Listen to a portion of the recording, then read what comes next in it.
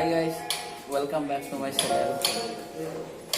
মই বহুত দিন ব্লগ দিয়া নাই, ব্লগ বনাব মানে সময় পোৱা নাছিল। তো আজি ভাবিলোঁ এটা ব্লগ দি দিওঁ, নহ'লে চেনেলে বন্ধ হৈ যাব। হ'লে নেকি একমাহমান নিদিয়া, একেবাৰে সময় নোপোৱা হৈছে। আমাৰ এইফালে সম্ভৱ লুকাই লুকাই কথা পাতি আছে গাৰ্লফ্ৰেণ্ডৰ লগত, ক'ত দেখা যাওঁ এই চিৰিৰ তলত বহি গৈছে। সম্ভৱ আজি বাৰ্থডে চেলিব্ৰেশ্যনৰ কাৰণে আমি এটা সৰু পাৰ্টিৰ আয়োজন কৰিছোঁ। মস্ত চিপচ মানুহ চাকৰি কৰিছে, হ'লেও অলপ পইচা দিছে বাৰু আমাক, কিবা মাংস পোলাও আনিবৰ কাৰণে। অৰ্ডাৰ কৰি আনি দিব নোৱাৰে বোলে, পইচা বেছি লাগে। সেইকাৰণে দিছে আৰু কিবা নকওঁ বাৰু এমাউণ্টটো। আমি সেই পইচাখিনিৰে গোটেই যোগাৰখিনি আনি আজি পোলাও আৰু মাংস বনাম। তো আপোনালোকে চাই যিহেতু পইচা দিছে, ইয়াক একবাৰ বাৰ্থডে উইচ কৰোঁ যে। হেপী বাৰ্থডে মাহেৰি লাগিব, গিফ্ট লাগিব নেকি? কি দিব? কি দিবে? কি লাগিব? এই ফুলৰ টপটো দিছে যায়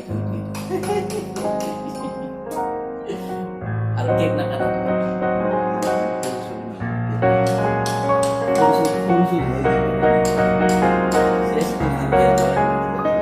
ডাঙৰ হৈ গ'লে এই তোক মই এডভাৰটাইজ দিব লাগিব। নলবেৰী আনিলে মানে চলি ঠিক আছে। সম্পৰ্কৰ বাৰ্থডেৰ কাৰণে আমি যি পাৰ্টি আয়োজন কৰিছোঁ, তাত পোলাওখিনি বনোৱা দায়িত্ব দিছে। তো পোলাওটো কেনেকৈ বনাওঁ তাৰে কিছু দৃশ্য আপোনালোকক দেখুৱাম বুলি ভাবিছোঁ। তেনেহ'লে চাই থাকচোন শেষলৈকে। এয়া মই পোলাও বনাবৰ কাৰণে পিঁয়াজ কাটি লৈছোঁ এনেকৈ সৰু সৰুকৈ। নাজানো বনাব, অলপ জানা মানুহক ৱাইফক সুধি লৈছোঁ কেনেকৈ বনাব লাগে। তাই অলপ পৰামৰ্শ দিছে মানে দিয়া কেনেকৈ কি কৰিব লাগে। তো পিঁয়াজখিনি এনেকৈ কাটি লৈছোঁ ধুনীয়াকৈ। আৰু ইফালে কাজু বাদাম লৈছোঁ, লং, ইলাচি, ডালচেনি, তাৰপিছত এনেকৈ অলপ আদা পিচি লৈছোঁ আৰু তেজপাত লৈছোঁ। আৰু এইফালে আধা কেজি জহা চাউল ধুনীয়াকৈ ধুই পেলাই অকণমান শুকাই লৈছোঁ। আৰু এইফালে এইখিনি মাংসৰ কাৰণে ৰেডি কৰিছোঁ, পিঁয়াজ, জলকীয়া, আদা, নহৰু এনেকৈ। আৰু লগতে মোৰ সহযোগ কৰি আছে মোৰ লগৰ বন্ধু যুগল আৰু বিটু আছে।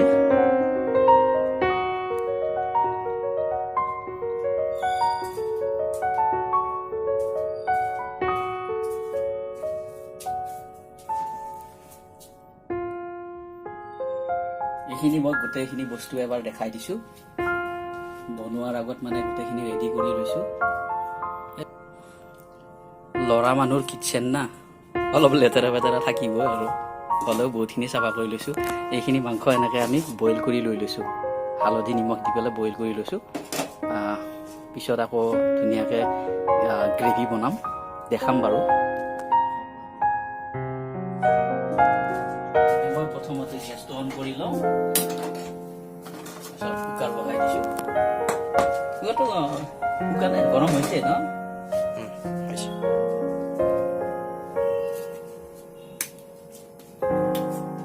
ইয়াতে ৰিফাইন দি দিওঁ,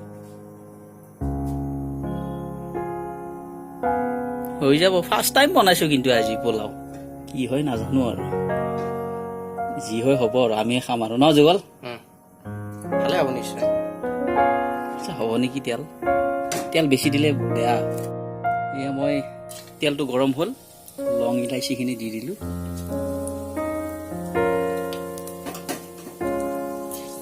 এইখিনি অকণমান গৰম হ'লে তাৰপিছত লগতে তেজপাতখিনি দিব লাগিব।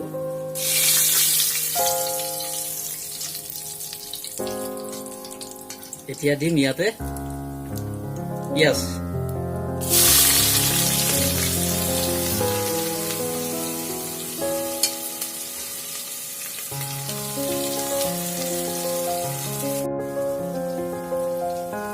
পোহৰটো অলপ অসুবিধা হৈ আছে ন? ইয়াত পিঁয়াজটো অকণমান ৰঙচুৱা হৈছে আৰু অলপ ভাজিব লাগিব। তাৰপিছত ইয়াত চাউলখিনি এড কৰিম। চাউল এড কৰি আৰু ভাজিম। আপোনালোকে প্লিজ বেকগ্ৰাউণ্ড মানে লেতেৰাখিনি ইগন'ৰ কৰিব আৰু জানেই নহয় ল'ৰা মানুহৰ কিটচেন হৈছে আৰু অকণমান ভাজিব লাগিব। আমি এতিয়া চাউলটো এড কৰিম।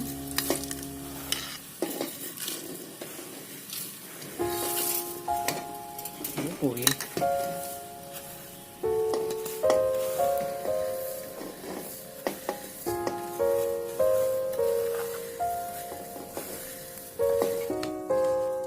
চাউল এনেকৈ ভাজি আছোঁ। চাউলটো অলপ ফুটিব লাগিব। তাৰপিছত ইয়াতে পানী এড কৰি পানী গৰম কৰি থৈ দিছোঁ। এইফালে গৰম পানী ঢালি দি চিটি মাৰিব দিম আৰু লগতে অকণমান নিমখ দিব লাগিব, যিহেতু মাংস থাকিব গ্ৰেভি। নিমখ কমকৈ দিলেও হ'ব, অলপ দিম আৰু। ফাৰ্ষ্ট টাইম বনাইছোঁ, কি বা হয় নাজানো আৰু। যি হ'লেও খাম আৰু ন যুগল? ভালে হ'ব নিশ্চয়। দেখি গম পাইছোঁ চেন আহিছে তো বৰ ধুনীয়া চেন আহিছে, বাকী যি নকওঁ। 10 মিনিটমান ভাজিব লাগিব। কষ্ট হয় এইবোৰ বনোৱা, আজিহে গম পোৱা গৈছে। খাই যেনেকুৱা মজা, বনালে তেনেকুৱা কষ্ট।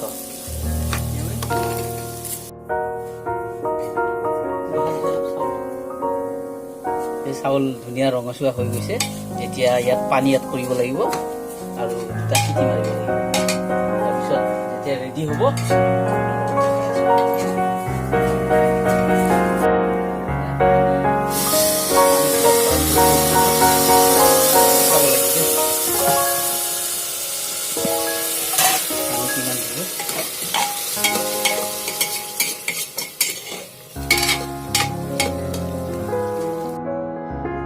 এইফালে চাওক কি ধুনীয়া সজাই পৰাই ৰাখিছে। বিভিন্ন ধৰণৰ ফুল আছে।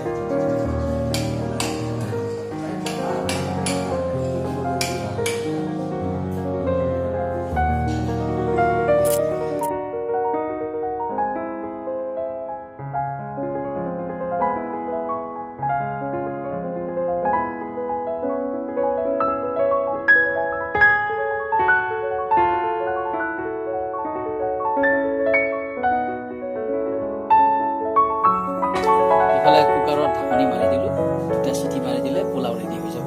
আৰু কেৰাহী বহাই দিছোঁ। আমাৰ যুগলে মাংস বনাব আজি। পুৰা ৰেডি কৰি লৈছে যুগলে ইয়াত।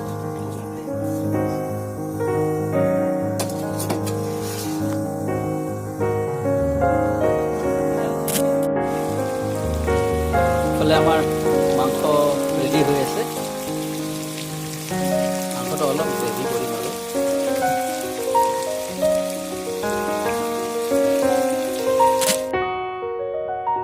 গাইজ, আমাৰ পোলাও মাংস ৰেডি হৈ গ'ল। পোলাও টেষ্টি হৈছে, নোহোৱা নহয়, কিন্তু কালাৰ ধুনীয়া হৈছে। আৰু এইফালে মাংস অলপ গ্ৰেভি কৰিছোঁ। বাকী আৰু নেদেখাওঁ আৰু, ব্লগটো বাৰু ইমানতে শেষ কৰিম।